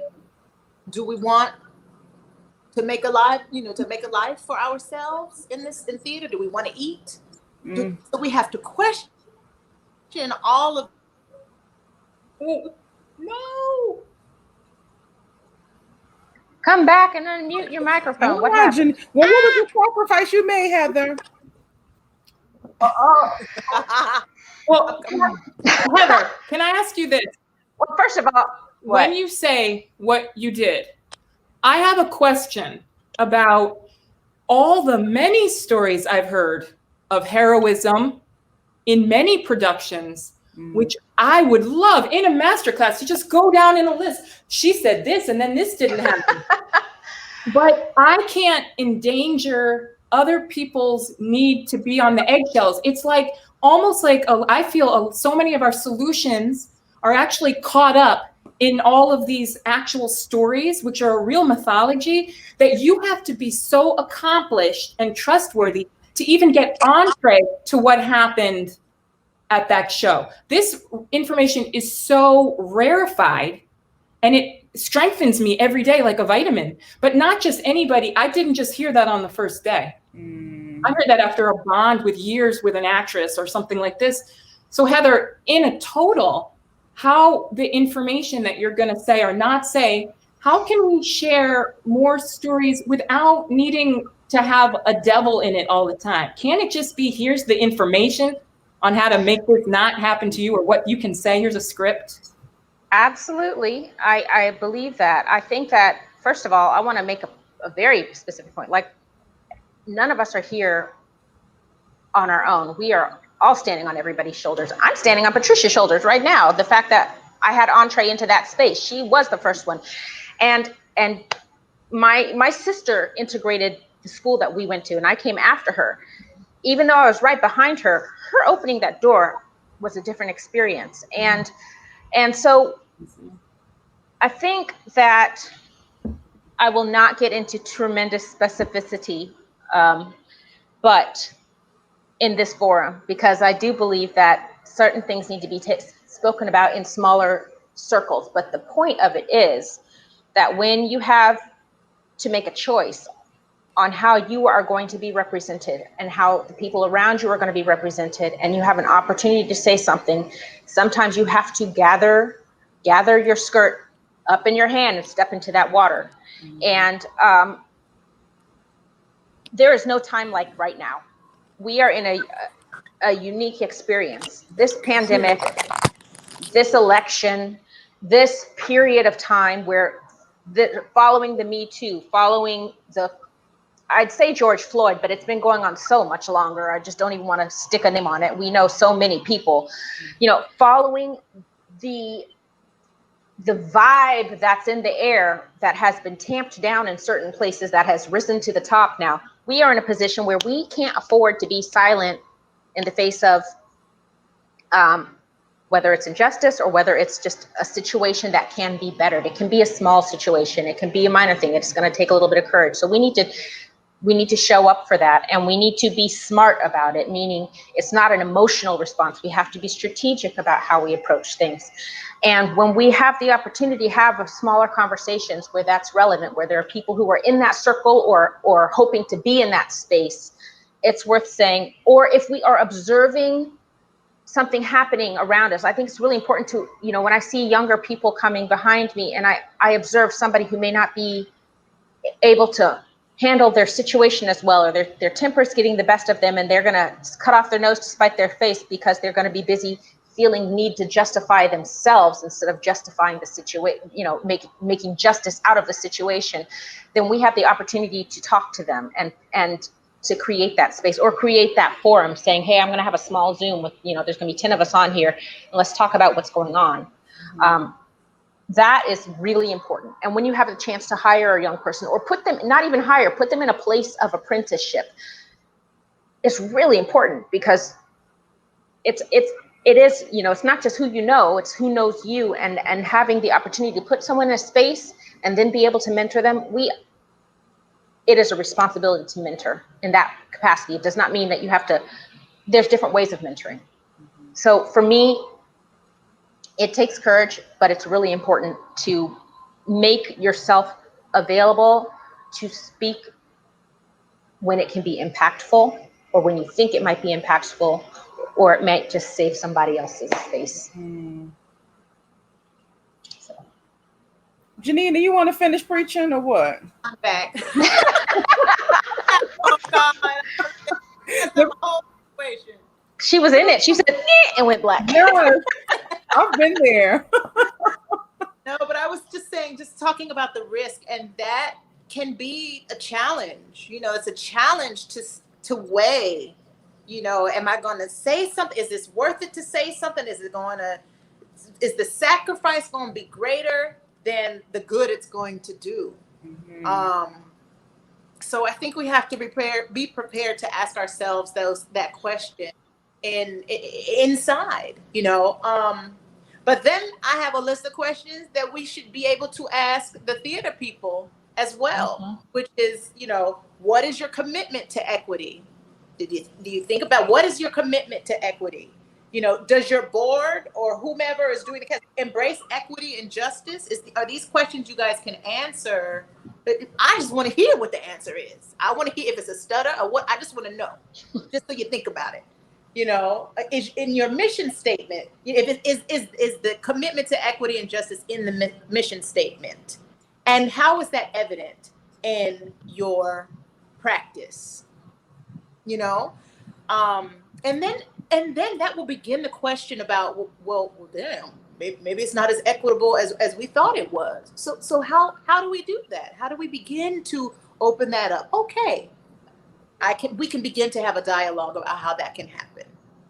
But I think we have to be, clear about the questions that we are asking of them, because a lot of times they're not aware of the issue, and now the issue is broadcast, so I think there's a dual responsibility, and I think we have to be clear about what it is for ourselves, so that when questions come up, we can answer. And then I think also the people with whom we're speaking to have to ask the questions of themselves as well. Mm-hmm. That's my hypothesis. Andrea, you have something to say?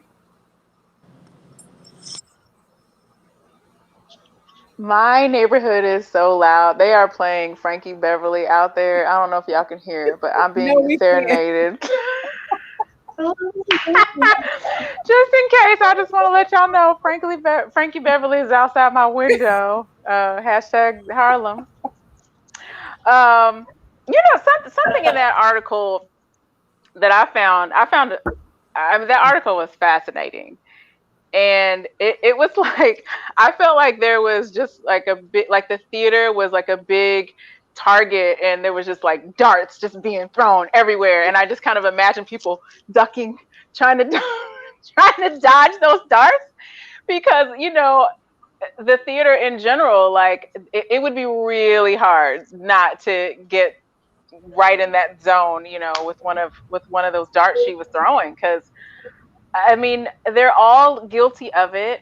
And I have a feeling, and it really made me look into my experience and really ask myself, when were the times that I was complicit in those types of situations? Because I cannot look at you all and honestly say that I always spoke up all of the time. And a lot of the time, I may not have even noticed. You know what I mean? I may not have even noticed that there were things going on, and there were probably others speaking up on my behalf, unbeknownst to me. That is very possible, given all of the types of shows I've been in the past. And so it really, I felt like there was some darts being thrown at me too. Like, Andrea, you know what? Open your eyes. From this point forward, you cannot afford to sleep. Not anymore. And something she said I found interesting. She was talking about how she was doing a show written by I believe it was a Black playwright, and I think it was at La Jolla, and it was about the young women who did that teenage pact about getting pregnant. And I guess the real story was actually white teenagers, but they made her turn it into Black teenagers, because it was just kind of unbelievable that young white women would give up their childhood in order to be pregnant, even though that was the real story. And Tanya was talking about how they painted the mother as a monster, even though the real life mother was not known to have that type of character. And she spoke up, but it made me think. I was watching a documentary on Good Times, and Esther Roll, I love hearing her speak. I mean, we all just know her as damn, like that. That's her thing, but she was so much more than that.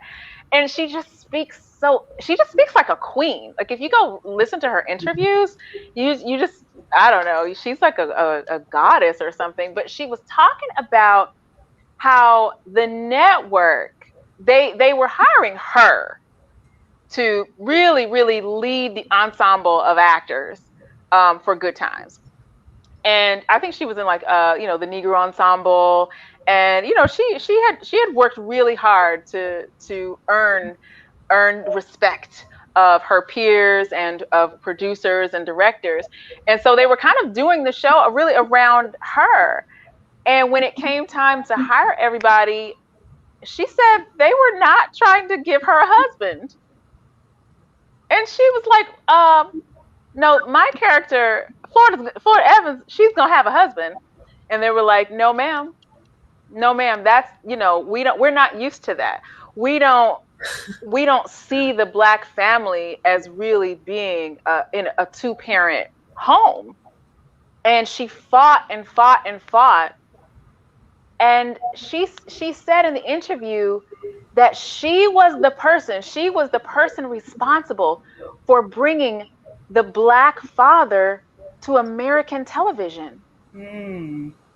And I had to like push pause. I was in my kitchen fixing, you know, something alkaline. And I was watching it while I was in there cooking my kale or something. And I had to pause it and rewind it. I was like, I don't think I heard her right. Like, surely there had to have been plenty of Black daddies, you know. And she was like, no, I was the person who did that for y'all. And I thought, isn't that fascinating? She fought for that. And of course, if you think about it, when you think about James Evans, do you think about the kind, loving father that probably many of you all had? Or do you think about like that, you know, stern man who will like beat you? He's kind of like semi-abusive. Like, we all loved him. Mm-hmm. But, you know, that was the only portrayal that they were really comfortable with. And I thought, man, that's a mess right there. That's a mess. But like, at least she gave him to us though. Like, at least she pushed through and got him on television for the masses to see that we can survive in a two-parent home and that we actually respect the father. Yeah. But that wasn't the story that was painted. And I think we all have to make sure that, again, not just that we fight for the types of characters we want to see on stage, but that we're actually writing them. We can write those stories now. Like, we just, all we got to do is get a pen, and we've got family members that we would love to write about. You know, Alicia just spoke about her grandmother and her parents and like being related to Hall Johnson. Like, that's a story. Y'all know we got stories. About my dad, though. I will say, Black Wall Street is about my dad. Who yes. Oh, yes. The whole Tulsa thing, the Oklahoma Project, like all that stuff. Like, yeah, we have to start, again, you know, preaching to myself here. We have to start writing our own stories. But again, actually, in that same documentary, they interviewed two of the writers, a Black man and a Black woman, who were writers of that show. And I think, you know, Norman Lear kind of like took over everything and got some other writers and brought some other writers in. And it really changed the whole timbre of the show. And it was pushed into a direction that they were not really initially hoping for. That really wasn't the platform. And they were talking about, the Black writers were talking about how they were embarrassed actually at the outcome of the show. And I thought, this is so fascinating to me. But I think that it teaches me going forward, like we've got to be responsible for us, and we need to make for taking the next step. Yes. Because again, we're like, Norman Lear did a tremendous amount to put Black faces on television. He did incredible things. Did he do everything right? No, but we are here now in a unique position. So our responsibility is to take the next step. It is to take whatever step you are able to take based on where you are, when you are right now, and just being aware. That is important. And digging into the talent and digging into your connections, whatever it is you're trying to do, express, we need to do that. We need to bring people in and take that step. It's incredibly important. I think, and Trump, that there are people doing that again, with the foundation, that people have done that and doing that. And just because we may not hear about them doesn't mean that it's not happening. So I'm like being inspired by the fact that people have laid this foundation, this wonderful, you know, Esther Roll and people who've come before us have laid out a path that, you know, says you can go forth and create and tell our stories, you know, and be inspired to do so. You know, it's more happening. easily than It's ever. happening, You can you know. put your movie on an iPhone. You can record. I have my phone with that. I have a little microphone too. I can record all kinds of stuff on that. I can stick it in the middle of a ring light, and I have my own setup with the backdrop on a wall in my house. Yeah. The tools are there. So this is a great time to step into that space. Absolutely. What do you all think, you know, with the climate that we're in, politics, you know, with our president in office, and you know, how does art meet politics in a way? You know, how and what will that look like? What do you all feel like it will look like? Because I'm thinking I know he's gonna lose, and we're gonna be in this whole new, you know, I'm just gonna put it out there and say that, you know, and Kamala Harris is gonna be our vice president, and you know, all these wonderful things gonna happen. But like, what, you know, what's informing your art making, you know, socially and politics and all of these things?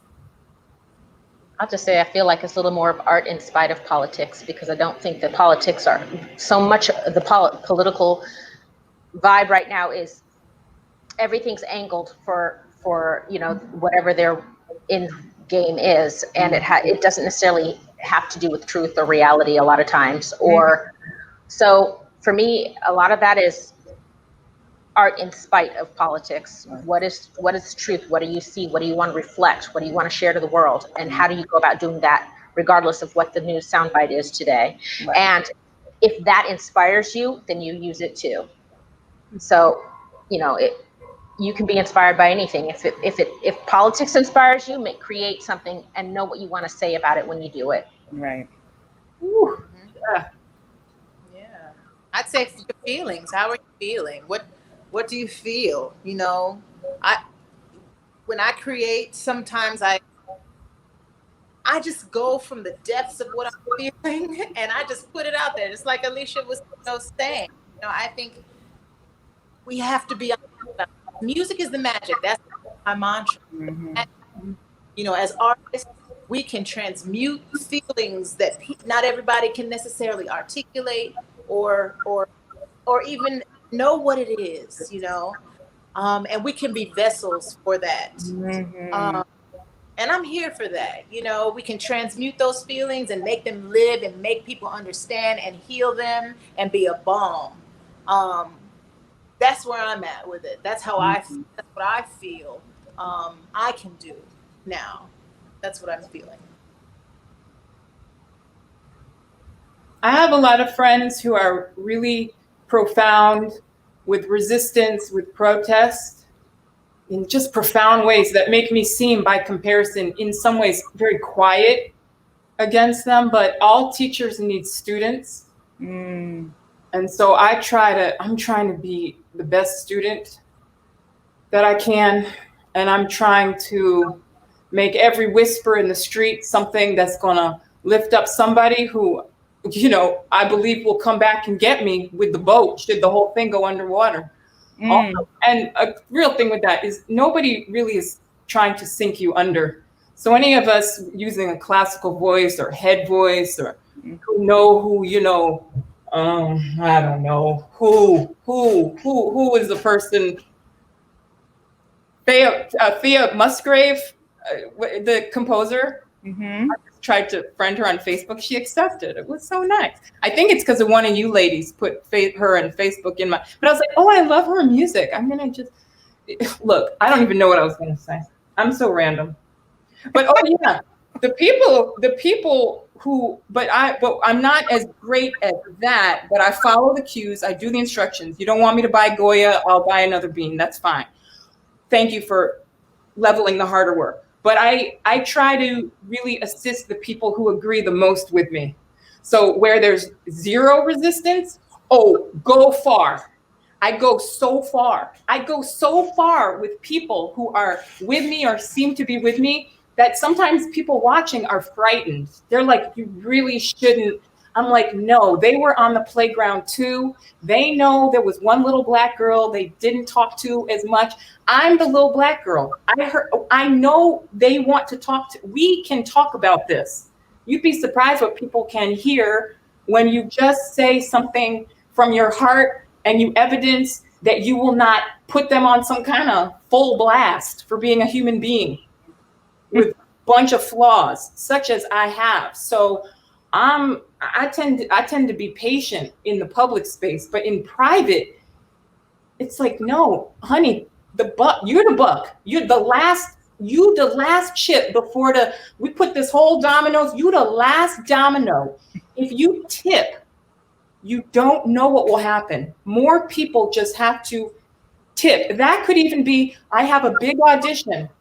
I'm going to sing my Tanya Leone song. I'm not going to sing the Scarlatti. Scarlatti might be my number 1. But if my Tanya is my number 6, I'm going to show you something I care about that I think is a boat coming around to get me. I love Scarlatti. The person is not coming back around to get you. So it's worth it on our own private time to learn the music of the people who are here, who will send you taxi fare. Like who buy your grocery, who will watch your kid, it's so hard to do this, especially now, but we've watched each other make beautiful connections on Facebook. Like, you know who your people are. You could do something dangerous with just your people, not out in the world. You don't need to do this, but even to your friend, did you? Or even in your own practice time, did you? Redo the Margaret Bonds. Make that your best. Bring that next time. Put that on the tape. Well, they don't know it. Yeah, they don't. Who's the they? Black people don't know it. Sing it for the black people. Like, what we don't know. We got.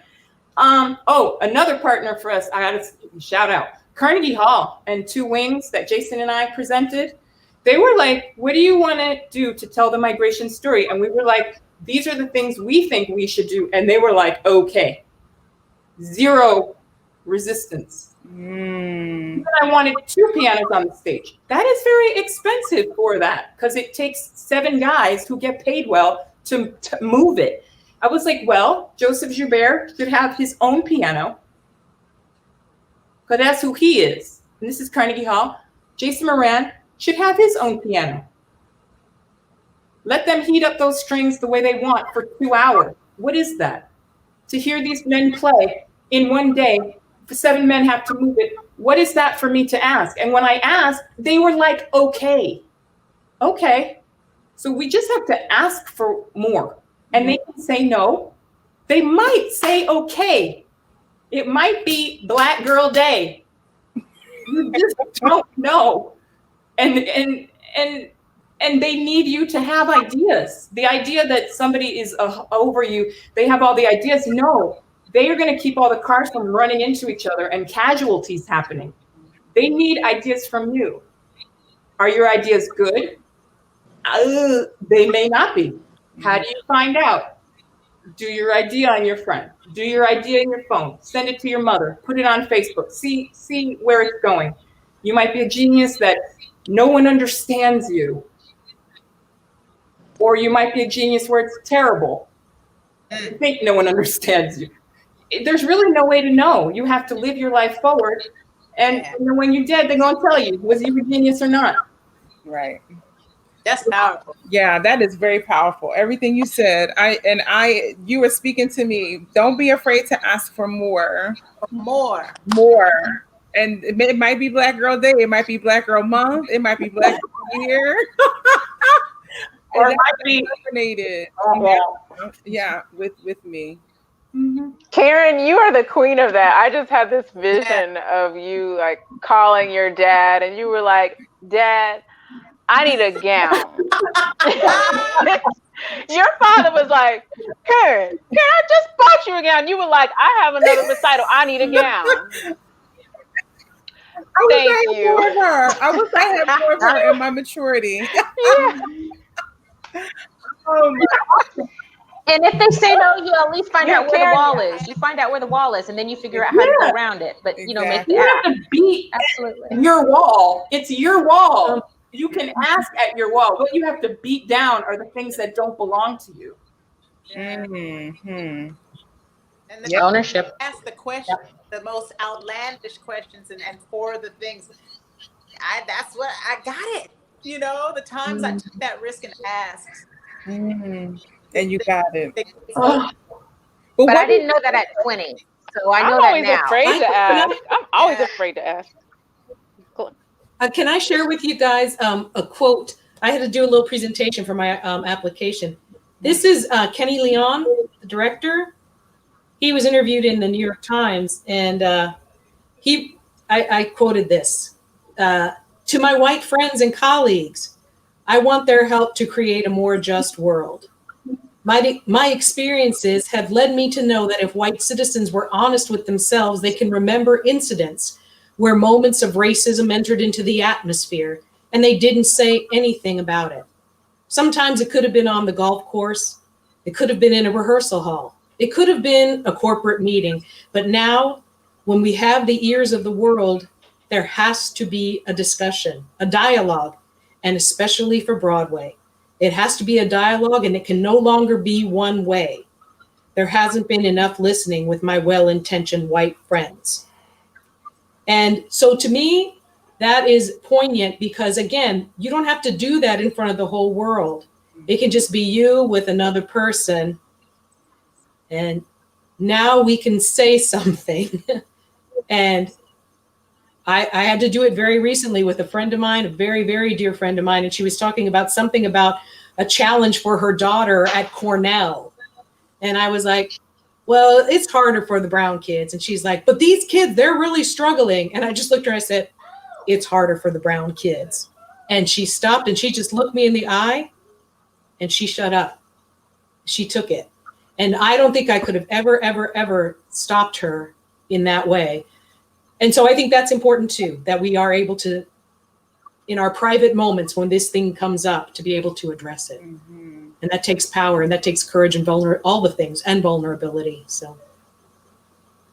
Patricia, you know, I did Margaret Garner in Cincinnati, and Kenny Leon was directing. And on the very first day of rehearsal, he came in a little bit frustrated. I'll never forget this.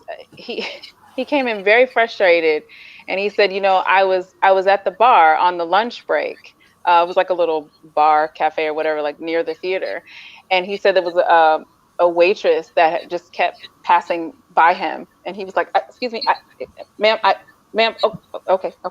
And finally, he said, "Ma'am, I would like to put in my order because you know you only have an hour break." Okay. And she said, "Oh, I didn't see you." And he said, "I've been sitting here the whole time." And he just looked at the whole cast and he said, "They don't see us. They don't see us." Now look, Kenny Leon, if we saw him walking down the street, we would all notice that. Yeah. Okay? he's a beautiful looking man. Like how could you miss Kenny Leon in Cincinnati? I think he would stand out, but sometimes they don't want to see us. And I think this is the chance. There is a like a microscope on us all right now, and we are all like these organisms doing this thing under the microscope, and we have to just like keep moving. And I think we can't stop, and we've got to join with the other organisms and get really strong, however whichever one you want to attach to. I know Tanya doesn't believe in them, but I know that some people feel more comfortable, like Alicia said, sometimes it's better one-on-one, or if there's some people who don't give you resistance, or right. Patricia said there's sometimes you just have to have a single conversation, like whatever that thing is. If you feel comfortable in a group, if you feel comfortable on a committee, if you feel comfortable, on a Facebook status, if you feel comfortable just in your, local neighborhood moms group, like whatever it is, I think now is the time. This pandemic was like a curse and a gift.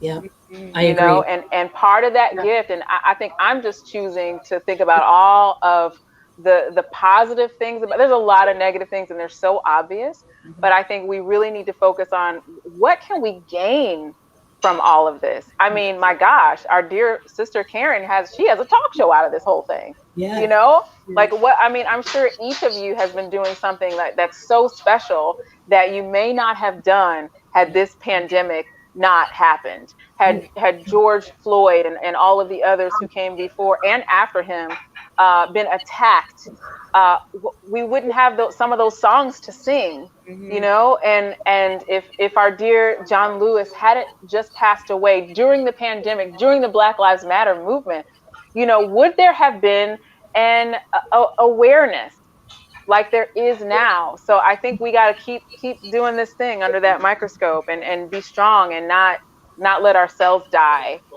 Yeah. Am I making any sense? I think I'm talking crazy. You're making good sense. Yes. Yes, do something, move.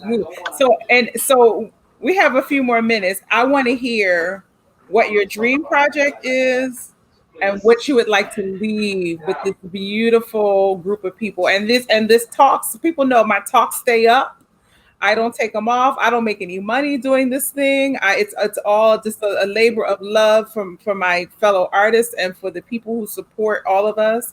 But so people will be able to go back and hear it. So if you say something good, maybe somebody might produce your thing, you know? Well, first of all, you need to put some link up there so people can send you a little Venmo tip or something to say thank you very much, because those kids get on them phones and they be beep and send you some money. Karen Slack, she's on Venmo. She's on Venmo. Cash App. Cash App, whatever. All of them. Just put all of them. Conversations is on Cash App too. So all of them. But go ahead, dream project and what you'd love to leave us with the audience. Oh, I don't think my dream project has been written yet. And I can tell you my dream retirement is to live in Italy, in the place where my mother was born. So I would love to, that's my dream. And people who are composers and writers, that's not what I do, but honey, I could sing. Yeah. So call me. Yes, call Miss Phillips. Yes. I'm doing my dream project right now, which is so much writing. I've been for 20 years. Oh, I wrote these songs. Or Jason is playing something with his band. Oh, my wife wrote this song. So people have been like, Alicia, you are BSing. You need to write. So I've been writing and writing and writing. I owe some songs that I hope you'll get to hear in the fall being performed. I'm writing another larger piece. I have a chamber music piece. I have been working so hard on my skills. All these things I have learned how to do, I really haven't done. And I also am taking voice lessons again, like every week. French diction, every week. Like, you know what, Alicia? You started your voice. You used your voice. You push it in every direction. So my dream actually is almost, I'm living in reverse. It's just to go back to school and myself, present that song recital as a grown woman. The classic form for me is going to be a huge victory. Please come. We'll be there. It's not I'm there, but 2025 something.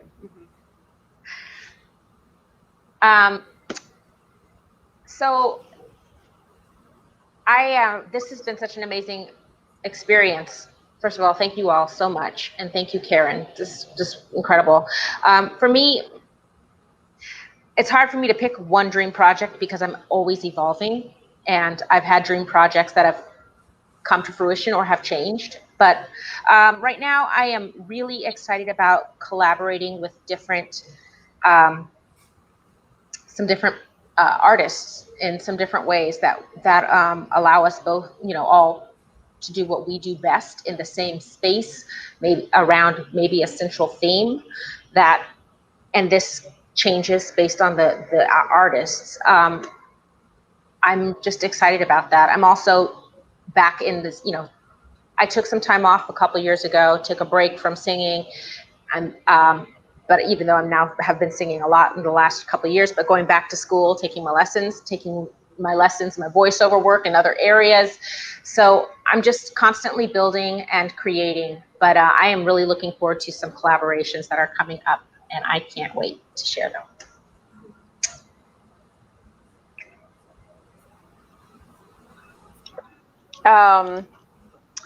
I wanted to say quickly, before I talk about what Karen asked, I wanted to say to Patricia, I just want to say, I think it's really great that you are about to take this teaching position in a time like now.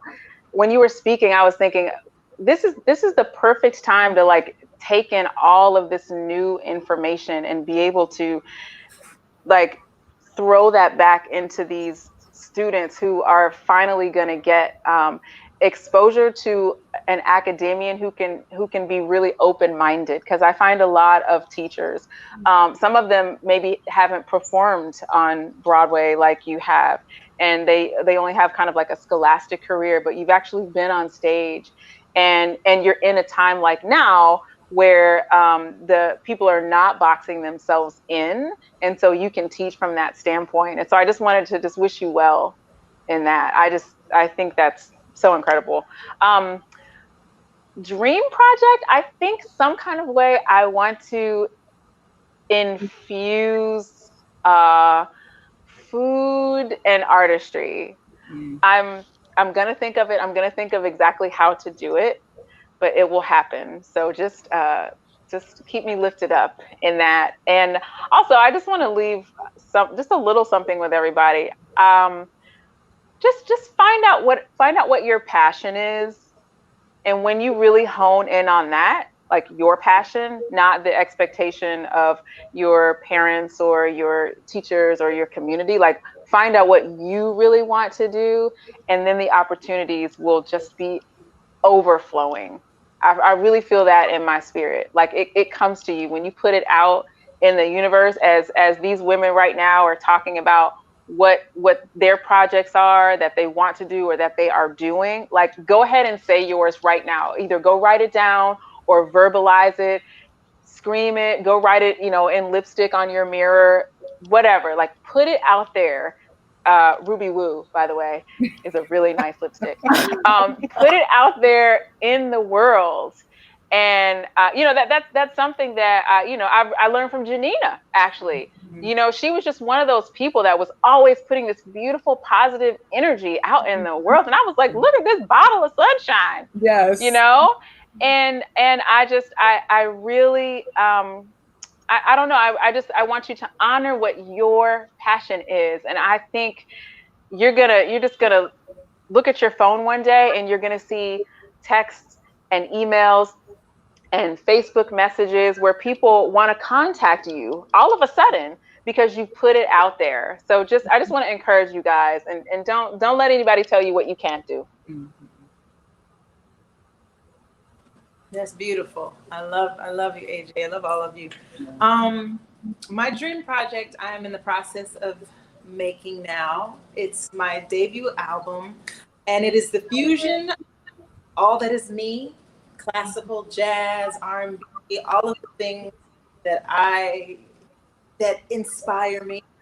And it is the joy of collaboration. And I was going to say that my dream project is to be more fearless in living, and this project is an example of my being fearless in creating and in living, and it's entitled "Love the Color of Your Butterfly," and that is what I want to leave you with. This is what a phrase that my mother used to tell me. She used to be like, you can't be another color butterfly, Janinah. You have to love the color of your butterfly. And it's more than just what it sounds like on the surface. The butterfly has we know about its metamorphosis. And sometimes we think about, the things that I've done in my past, those things, or maybe I'm speaking for myself, or those things that when I was younger, I shouldn't have done that. But it's taken all of those things to create the butterfly that we are today, that we are living today. And love the color of your butterfly means to love all of that. So that is what I want to leave everyone with. Love the color of your butterfly. It inspires the world. It makes the world a beautiful place. And we all need it. We all need butterfly too. Mm-hmm.